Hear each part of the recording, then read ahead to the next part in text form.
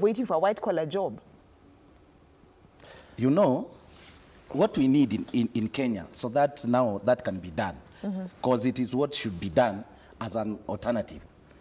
What we need is that enlightenment, that after school, if somebody has graduated, has got that skill or that knowledge, that there is still something else that you can do apart from what you have been trained for.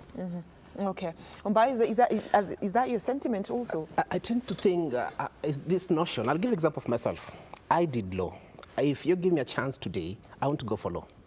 I'll go for plumbing, masonry, or any other skill. Because you see, we have this notion that once you're in high school, we view these people, the lawyers, the engineer, the doctors. So you're like, we'll finish high school, I'll do my law degree. From there, I'll be like Orengo in courts. But that's not the reality out here.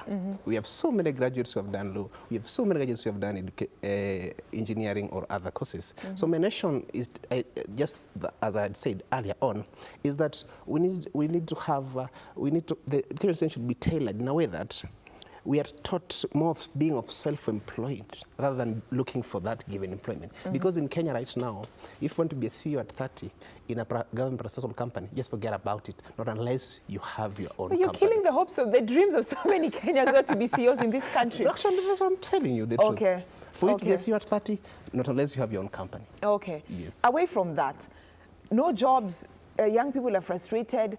So many of them have decided it's high time we look for jobs outside the country.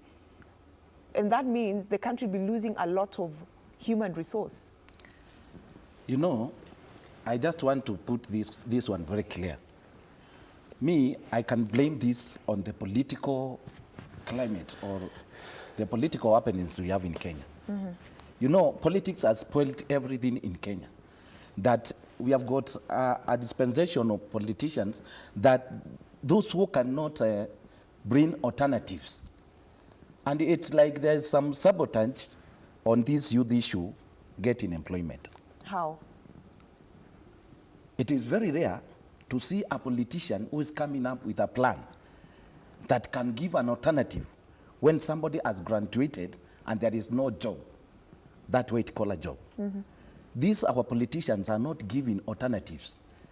And the resources are very much being missed, that giving alternative is very rare. In Kenya, me, I have something that we have started in Kitui, that we want to force the politics in Kenya, that they can recognize and know that we need alternatives and we need money, we need to be very well paid, and we need to be working and earning. Okay.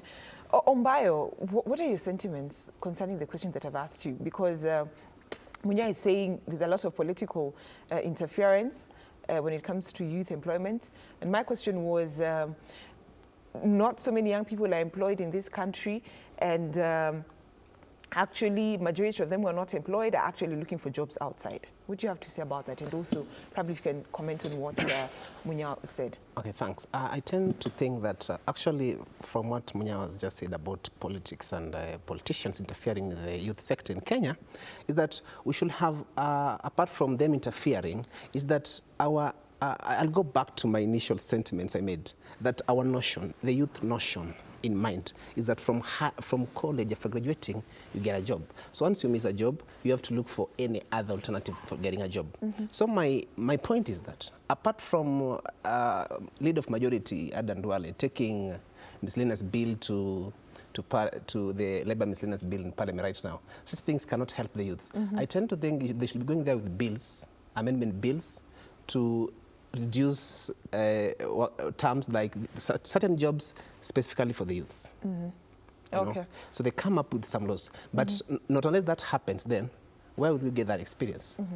Now let me just give you statistics from the Kenya National Bureau of Statistics, which states that 7 million Kenyans are employed. Now, within the 7 million, it is that the population aged between 20 to 24 are not engaged in any work business. Like any work business, be it white-collar job, be it self-employment, they're not engaged in any work business. And then 1 in every 10 unemployment Kenyans are 35 years and below. Then it means this age gap of 35 and below, let's talk about 20 to 24, let's put it as the KNBS has actually put it, are not engaged in any business. As much as they're saying the government needs to do this, there's a lot of political interference, there's a lot of requirements, you need to have 15 years experience and all that. Is there a time that the youth in this country will wake up and realize, I just need to be self-employed, I need to do something? Because the government cannot provide jobs to all these 7 million Kenyans. You know, Brenda, I can give an example of what is happening in Kitui, even though what is the plans that our governor has